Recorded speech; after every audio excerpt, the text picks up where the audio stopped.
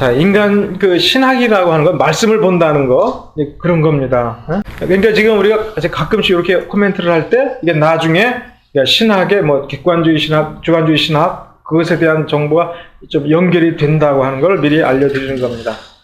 이 영적인 것들을 볼 때의 특징이 있습니다. 뭐냐면 우리의 육신의 눈으로는 이 영적인 것을 볼 수가 없어요. 그런데 재미있는 것은 우리 육신의 눈을 통하여서 우리의 자아가 영적인 것을 보는 겁니다. 다시 성경 얘기로 가봅시다. 우리는 하나님 볼 수 있어요? 하나님 볼 수 있어요, 없어요? 하나님 못 보잖아요. 그런데 이 성경 말씀은 하나님이에요, 아니에요? 그냥 문자잖아요, 그죠? 우리의 눈으로 문자를 보는데 우리의 자아가 하나님을 향하여 열려 있을 때는 성경이라는 문자를 통하여 하나님을 보는 거예요. 그죠?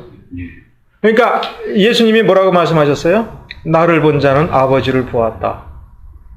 사실 인간의 눈으로는 뭐만 보고 있었어요? 예수님만 봤지 아버지 본 적 없잖아요. 그 인간의 눈으로는 그거밖에 못 본 겁니다. 그러나 자아가 열리고 어느 정도 그 안에 구원받은 자의 의식이 성장하고 영적 생명이 커졌을 때에 나중에 자기가 본 것이 무엇이다라고 하는 것을 알게 됩니까? 바로 하나님 아버지의 얼굴을 보았다라고 하는 것. 자, 요런 표현들, 이 구원을 경험하지 않고 또 구원을 경험했더라도 성숙하지 않으면 도달할 수가 없는 겁니다. 마찬가지로 영적 지식이라고 하는 것은 이런 특성을 가지고 있어요. 그러니까 우리 주변에 왜 하나님이 역사하셨다, 너 하나님의 손을 보았냐 할 때 난 까막눈이라 못 봐. 하지만 역시 그 현상을 누군가가 보고 판단을 했잖아요. 그 객관이 맞는다고 실제라고 한다면 분명히 누군가가 눈으로 보고 판단을 한 거예요. 그러니까 눈이 보는 게 아니라 눈을 통하여 우리의 자아가 볼 때에, 우리 자아가 영적 개념이 형성이 되어 있을 때에 그것을 볼 수가 있게 되는 겁니다. 자, 우리 다시 한번 다른 예를 들어봅시다. 제가 물리 시간에 중학교, 고등학교 때에 늘 이해하지 못한 게 뭐냐면, 우리가 어떤 물건을 볼 때는 뭐가 있어야 본다? 빛이 있어야 본다. 그건 이해가 가능해. 그런데 광학에서는 어떤 물건을 본다 할 때 뭐를 보냐 하면 빛의 반사를 본대. 그런 말 들어봤죠? 물리 시간에. 근데 그 말 이해가 가요? 우리가 보는 게 물 자체를 보는 게 아니라 빛의 반사를 본다. 그 제일 좋은 건 언제냐면 해가 막 땅거미가 뉘어뉘어지기 시작할 때, 그때 어떤 물건을 밖에 나가서 보기 시작하는 거예요. 햇빛이 좋을 때에는 우리가 색상을 아주 선명하게 보죠. 근데 점점 어두워지고 땅거미가서 붉어지고 하면은 딱 보니까 제일 먼저 구별이 안 되는 색깔이 뭡니까? 빨간색하고 검은색이 구별이 안 되죠. 처음에는 빨간색 그대로였다가 점점점 어두워지면서 빨간색도 까만색처럼 느껴지죠. 그러다가 진짜 금음날에 깜깜해지면 이제는 아무 색도 안 보이잖아요. 하얀색도 하얀색으로 안 보이잖아요. 결국 우리는 뭘 보고 있었던 겁니까? 빛을 보고 있었던 거죠. 그러니까 우리는 이 빛의 반사를 받아들이면서 형태를 인식할 수 있는 능력이 우리 안에 있으니까 이 빛 속에서 사물을 인식을 하는 겁니다. 그러면 영적인 것을 보기 위해서는 뭐가 필요한 거예요? 영적인 빛이 필요한 거예요. 영적인 빛이 비춰져야 밝게 빛나야 거기서 영적인 어떤 것의 존재가 있는 그대로 보여지고, 그 다음에 영적인 것을 볼 수 있는 자아의 인식 능력이 있어야 그걸 보고 영적인 것이 여기 있다, 이게 생명이다, 이게 주님의 손이다, 이걸 인식할 수가 있는 거죠. 그래서 옛날부터 신학자들이 성령의 제일 중요한 역사를 뭐라고 얘기했습니까? Illuminating grace, 빛을 비춰주시는 은혜. 영적인 빛을 풍성하게 비춰주어야 이제 나의 그 어두움이 사라지고 밝게 있는 그대로 볼 수가 있는 것이지요. 자, 그러면은 우리가 다시 조금 더 거슬러 올라가면 아리스토텔레스의 사원인설은 지금 영적 학문을 할 때에 이게 적용할 수 있는 원리입니까? 적용 불가능한 겁니다. 또 적용하더라도 분명한 것은 영적인 빛이 이루어지고 내가 영적으로 계명되어야 되고 또 영적인 존재 그분 자신이 바로 그 순간에 내 앞에 나타나가지고 자기 계시를 시작을 해야 우리는 인식할 수가 있는 거죠. 이 삼박자가 이루어져야 뭔가 우리는 영적인 것을 알아가게 되는 겁니다. 그러므로 인간이 구축한 이 아리스토텔레스의 원리를 기초로 해서 구축한 것이 이 자연과학이라고 하는데, 이 자연과학적 방법론은 영적인 대상을 연구하는 데는 사용할 수가 없게 되는 겁니다. 그런데 만일에 억지로라도 아리스토텔레스의 방법론을 적용한다면 무슨 연구는 가능합니까? 신학, 종교 그 자체가 아니라 종교 현상이라고 해서 종교학이라고 하는 건 가능합니다. 인간이 종교를 받아들여가지고 종교 활동한 것을 모아놓고 그거는 연구가 가능해요. 그러나 그 사람의 그 본질 속에 있는 영적인 실체에 관한 연구는 아리스토텔레스의 방법론에 의해서는 불가능한 겁니다. 그러므로 종교 철학자들이 신학의 기초로서 철학이 매우 중요하다고 얘기하는 거는 모르고 하는 소리다 이거예요. 자, 그러니까 다시 한번 이렇게 생각해봐요. 이게 또 아주 웃기는 그림이 하나 또 나옵니다. 뭐냐면 우리가 그 역사를 3등분을 합니다. 고대, 중세, 근대. 요 중세는 뭐가 지배하는 시대? 서양 역사에서는 뭐가 지배하는 시대? 기독교가 지배하는 시대. 다시 말하면 기독교가 만연되어 있다라가 문제가 아니라 이렇게 구분한 사람들의 인식 속에는 이 중세를 지배한 것이 기독교 속에 있는 무슨 원리? 신학이 지배하는 시대예요. 그러면 이 기독교 중세 시대를 깨트려 버린 것이 뭐였습니까? 종교개혁인데 종교개혁의 그 모티브를 준 게 뭐라고 보통 얘기하는 겁니까? 휴머니즘이잖아요.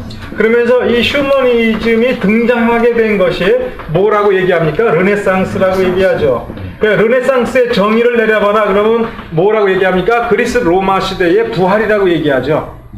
그러면 다시 말하면 이 관점으로 얘기하는 사람들은 이 중간에 있는 기독교 신학이 지배하는 시대가 이게 중간에 잘못 들어왔다고 생각하는 거예요. 그러니까 어디를 연결하고 싶은 겁니까? 이 근대 전체를 그리스 로마 철학이 지배하는데 이거를 부흥 건너뛰어서 고대 세계의 그 그리스 로마 철학으로 연결하고 싶다 이거예요.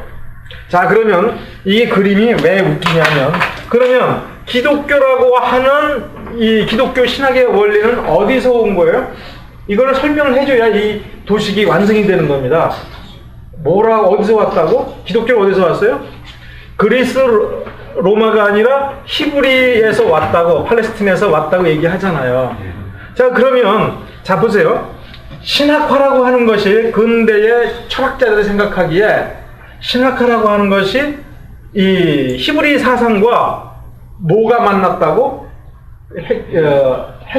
그리스 로마 철학이 만나가지고 이 히브리 사상을 뭐냐면은 형식화, 공식화했다.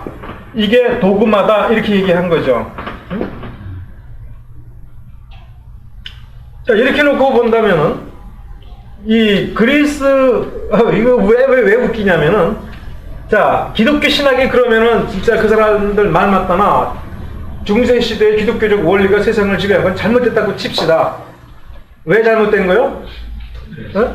그리스 로마 철학하고 히브리 사상이 만났으니까 잘못된 거 아니에요. 그러면 예를 들어 근대 종교 철학자들이라든가 철학적 신학을 하는 사람이 늘 얘기하는 게 신학의 기초는 뭐가 되어야 된다? 철학. 그러면 뭐 하자는 거예요? 중세 하자는 거예요, 중세. 그죠? 그러니까 중세를 거부하면서도 중세 하재. 그렇죠? 그러니까 리차드 뮬러가 히브리 사상과 헬라 사상이라고 하는, 이거는 이성주의, 이거는 감성, 이런 선입관을 버려라, 이런 얘기를 그래서 리차드 뮬러가 한 거예요. 왜냐하면 이런 모순적인 그림을 그리고 모순적인 대답을 제시하면서 접현할 때는 철학적인 방법으로 신학을 하자. 철학이 바로 신학의 방법론이고, 철학이 튼튼할수록 이 신학의 기초는 튼튼하다. 저 좋을 때는 그렇게 얘기하고, 저 기분 나쁘면은 그런 신학은 틀렸다, 도구마다, 이렇게 얘기해버린다 이거예요.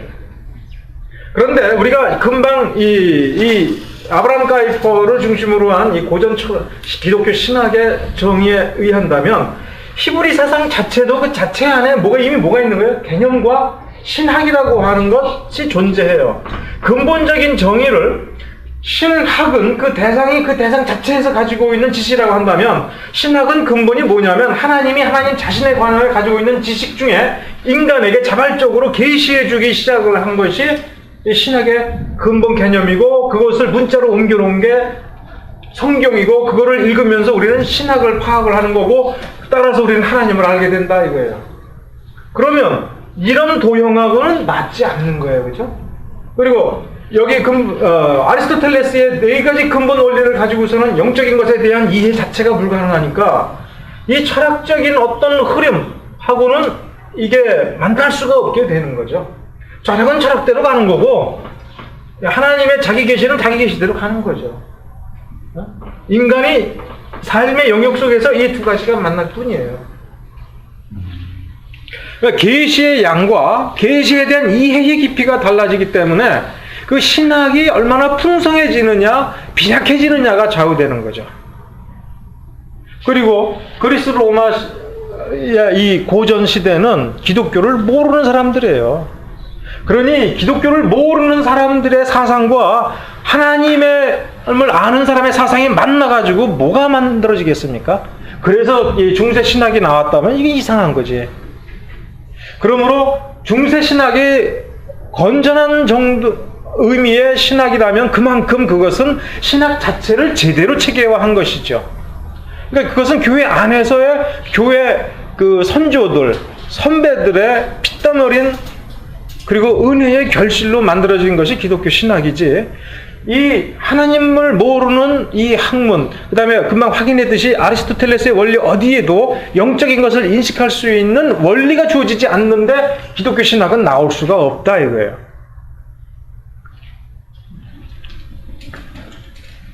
자, 그래서 이 좀 더 깊이 들어가 보면 이제 이 학문에 있어서 죄와의 문제가 이제 또 대두되게 됩니다. 즉 현실적으로 우리가 기독교인이라고 얘기했을 때에 우리는 뭐를 사실은 받아들인 거냐면 성경에서 말하는 죄와 너는 죄인이다라는 말을 받아들인 겁니다. 그러면 성경에서 그 에베소서 4장 17, 18절만을 놓고 보면 그 첫 번째 줄, 그 성경 구절의 첫 번째 줄에 보면 그 마음에 허망한 것, 그 두 번째 줄의 중간에 총명이 어두워지고, 그래서 그 뒷부분엔 저희 가운데 있는 무지함과 저희 마음이 굳어짐으로 말미암아, 이런 말이 나옵니다. 그러니까 에베소서 4장 17절에서 18절을 놓고 우리가 이 학문의 방법론, 아리스토텔레스의 방법론, 영적 학문의 주요 특성을 이해해 봤을 때 우리는 몇 가지 결론에 혹은 몇 가지 결론에 도달할 수 있습니다. 첫 번째가 뭐냐면 지금 세상에는 거짓이 존재한다 이거예요. 우리는 이 세상에서 경험하는 모든 것이 다 참이 아니라 이거예요. 세상 그 자체에 사탄이 활동하면서 거짓이 존재한다 이거예요. 이 자체는 학문적 원리를 그대로 작동시키면 무조건 참된 진리에 도달할 수 없다라는 것에 도달한다는 거예요. 따라서 우리가 경험하고 즉각적으로 느끼는 것 그 자체가 진실성, 참되다라고 하는 보증이 없다 이거예요. 따라서 특히 영적인 문제를 다루는 영역에서는 이 죄를 해결해야만이 참된 인식, 참된 학문이 가능해진다 이거예요. 그래서 아까 역시 존 오웬이 한 말로 되돌아가는 겁니다. 거듭났다라고 하는 건 뭐가 해결된 거예요? 죄가 해결이 된 거예요. 그 사람만이 영적인 문제를 온전히 파악할 수 있는 준비가 된 거예요. 그래야 우리는 잠언과 그 다음에 구약에서 말하는 그 말씀을 우리가 이해할 수 있는 겁니다. 하나님은 뭐라고요? 지혜의 근본이고 지식의 근본이라는 말을, 우리는 비로소 그래, 이 거짓, 세상에는 거짓이 있다. 이 거짓의 문제를 해결해야만이 영적 지식, 참된 지식에 도달할 수가 있다라고 하는 것이 이게 맞닿는 진술입니다. 그리고 두 번째는 뭐냐면 허망한 것, 총명이 어두워지고 라고 한다면 두 번째는 고의적이지 않은 실수가 unintentional mistake이 존재한다. 의도하지 않았지만 실수와 착오가 발생한다. 그러니까 공식을 돌릴 때 거기에 착오가 발생해서 잘못된 답이 얼마든지 이 현실에서는 나올 수 있다. 이것도 감안해야 된다 이거예요. 그러면서 이것은 사유의 과정뿐만 아니라 관찰 그 자체, 그 다음에 기억하는 그 자체, 기억 자체에서도 이런 의도적이지 않은 실수가 발생할 수 있다 이거예요. 이것도 해결해야 참된 지식이 가능하다 이거예요. 그 다음에 자기 망상과 자기 기만이 존재한다 이거야. 자기는 무능한데 할 수 없는데 할 수 있다고 생각하는 것도 자기 기만이죠. 이것도 학문에 있어서 반드시 고려해야 될 요소다 이거예요. 영적인 문제는 항상 자기 의식 속에 있는 그 의식 속에 반영된 주관적인 이미지, 객관화되어 있지 않은 어떤 주관적인 이미지로부터 출발하기 때문에 얼마든지 오류가 발생할 수 있는 거예요. 영적인 문제는 다시 말하면 이 외부에 있는 관찰 가능한 것으로 시작하는 것이 아니라 가슴에 뭔가 뜨겁게 느껴지는 것, 아 이거다라고 싶은, 다른 사람은 가만히 있는데 뭔가의 이 자극과 충동, 거기서부터 시작하거든요. 부원을 가만히 생각해 보세요. 은혜 받았다 할 때 왜 다 같이 받습니까? 어떤 사람 가만히 있는데 나 혼자, 어떤 때는 나 혼자 가다가 엎어지고서 딱 일어날 때 아하 내가 죄진 게 이게 하나님이 가만히 안 계시는구나, 자기 혼자 느낀 거란 말이에요. 이렇게 주관적으로 시작하고 주관적인 이미지로부터 시작하기 때문에 자기 망상과 자기 기만은 아주 치명적인 오류를 일으킬 수 있다 이겁니다. 그리고 우리의 상상력 속에 악이 자리 잡고 있어요. 그래서 우리는 건전한 상상력만 가지고 있는 게 아니라 이 부당이득, 그 다음에 탐욕에 물든 상상을 할 때가 있어요. 그리고 분수에 지나는 그런 상상을 할 때가 있어요. 그러면서도 이게 외부로부터 들어온 잘못된 악의 그 영향에 의한 상상력과 내부에서 내가 만들어낸 공상에 의한, 그래서 그런 악에 물든 상상력이 뒤죽박죽 되는데 이거 자체도 구별이 안 될 때가 많아요. 그러므로 이 영적인 것을 이해해 들어가는 데는 굉장한 문제가 생기게 됩니다. 그래서 올바른 지식에 대한 감수성을 상실할 때가 너무나 많다 이거예요. 그 다음에 다섯 번째는 뭐냐면 타인으로부터 받는 나쁜 영향력이 언제든지 존재해요. 첫째, 우리가 어렸을 때 우리 부모나 주변 사람들이 보여준 좋지 않은 모델링에 의해서 우리는 그게 나쁜 건데 그 좋은 줄 알고 좋아하죠. 그래서 습관적으로 물들죠. 근데 이 나쁜 짓은 항상 달콤해요. 그죠? 나쁜 습관은 항상 짜릿해요. 그러다 보니까 엄청난 충격에 의해서 진짜 은혜가 아니고서는 거기서 벗어나질 못해요. 그 도적질을 하는 어린아이가 초등학생이 막 훔쳐요. 그냥 붙잡아서 물어봅니다. 너 왜 훔쳤어? 이거 훔치면 안 되는 건 알잖아. 그럴 때 뭐라 대답합니까? 저도 안 하려고 했어요. 노력했어요. 근데 왜 훔쳤냐? 저도 모르겠어요. 어느 틈인가 이게 내 손에 있네요. 그런데 좀 있다가 보면 그 아이는 이게 들켜서 그렇지, 그러니까 나중에 보면 안 들켰을 때에 그 훔친 걸 가지고 너무나 재밌게 놀아. 그죠? 아주 즐겨. 그러면서 그것을 자꾸 반복을 합니다. 자기가 의식하기도 전에 부모나 주변 사회로부터, 그래서 아까 TV 혹은 영화의 어떤 장면들, 신문에서 제시한 어떤 그 범죄 기법부터 딱 나오면 호기심이 딱 동하죠. 이야, 저 그럴듯한데 하다가 아니지, 난 목사지. 이렇게 해서 절제가 가능할 뿐이지, 이 절제가 발휘되기 전에는 막 자극을 주지 않습니까? 그 다음에 교육에 의해서 우리가 언제 아리스토텔레스에 물들고 싶다고 했어요? 근데 학교 다니다가 보니까 무조건 그거 외워야 된다 생각하면서 우리는 외우다가 보니까 그런 관점에서 자꾸 영적인 문제를 생각하든지, 혹은 이 경건주의적 역사관은 해롭다라고 생각하면서도 학교에서 맨날 그걸 배우다가 보니까 사실 뭐가 경건주의적 역사관인지 모르고 그냥 쫓아가는 경우 너무나 많지요. 그 다음에 일곱 번째, 이 죄로 조직화된 관계가 형성이 됩니다. 죄가 물들어져 있는 사회 시스템 속에 집어넣게 되면 원래 의도와는 전혀 다른 별종 인간으로 만들어지죠. 조직 범죄, 조폭 집단 속에 들어가서 생활하다 보면 아예 그런 타입의 인간이 되어버리죠. 침례교 목사들 틈에 있으면 누가 봐도 침례교 목사처럼 티가 나요. 신부 혹은 중 노릇을 했으면 가만히 보면 중 티가 나요. 그래서 가끔 그런 얘기 여러분도 듣죠. 신학생이요? 절대 중이에요? 이런 소리 안 들어봐요. 혹은 불교 신자입니까? 이런 소리도 안 나와요. 뭔가의 어떤, 근데 그게 친구들하고 다른 전도사 목사들하고 많이 깊이 어울릴수록 그런 어떤 생활 양식이 몸에 배이게 됩니다. 그러면 죄로 물들어져 있는 생활도 그래요. 목사님 중에 야한 영화 좋아하는 분 되게 많아요. 또 그런 분은 그런 분들끼리 놀아요. 만나면 매일 그런 얘기만 합니다. 그러면 누가 그러죠? 난 그런 표현 좋아하지 않아서 안 쓰는데 그 눈빛도 좀 그래. 근데 매일 신학책만 들여다보는 사람이면 왠지 돛 닦는 사람 같아. 그렇게 좀 형성되죠. 그래서 여러분들 딱 보면 공부 이렇게 쓰여져 있는 얼굴이 있고 재미 이렇게 쓰여져 있는 얼굴이 있고 성실 그렇게 쓰여져 있는 얼굴이 있죠. 아니면 날라리 이렇게 왠지 그렇게 보이는 게 있죠.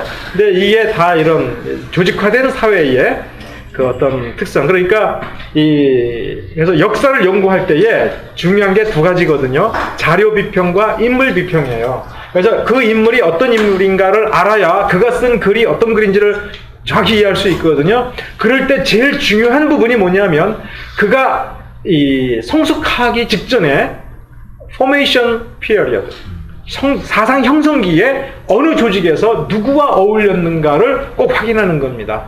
그러면 그 틀에서 벗어나지를 못해요. 그러니까 사상 형성기에 신학생 때에 매일 어거스틴을 끌고 다니면서 라틴어로 모르는 라틴어를 사전 찾아가면서 맨날 들여다보고 고민했다. 그러면 나중에 이 사람이 성숙된 신학자가 되어가지고 무엇을 중심으로 이 사상이 돌아가겠습니까? 얘기 안 해도 이제 감이 잡히겠죠. 그런데 그 사상 형성기에 친구들하고 꼭 그런 친구하고 어울려가지고 일주일에 한 번씩 금요일 밤이면 산에 가가지고 나무 뿌리 하나씩 흔들고 온다. 그래가지고 매일 얘기가 넌 나무 뿌리 몇 개 뽑았냐. 우리 친구들도 그랬어요. 보면 그런 친구들은 또 그렇게 갑니다. 목회 스타일도 그렇게 돼요. 그런 사람한테 어거스틴 얘기하면 야 졸리다 자자 그러면서 막 얘기하면 이제 이렇게 반문합니다. 너 목사요 교수요? 그게 대립되는 카테고리예요? 아니거든요. 그런데 너는 목사라면 그런 소리는 집어쳐라. 그리고 목회하려면 그런 소리 하지 말라 이거예요. 그런데 그게 웃기는 카테고리인데 그게 아주 굉장히 진지하게 얘기합니다. 왜냐하면 그 친구는 그런 친구들하고만 어울렸기 때문에 그런 건 줄 알아요.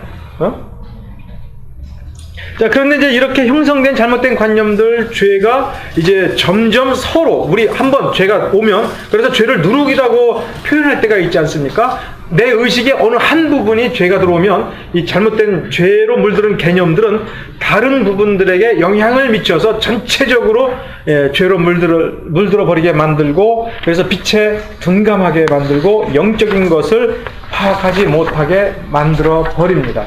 이 8가지가 이 죄를 둘러싸고 있는 굉장히 중요한 문제가 됩니다. 그러면서 우리가 33쪽에 보면 총명이 어두워지고 라고 하는 표현이 있습니다.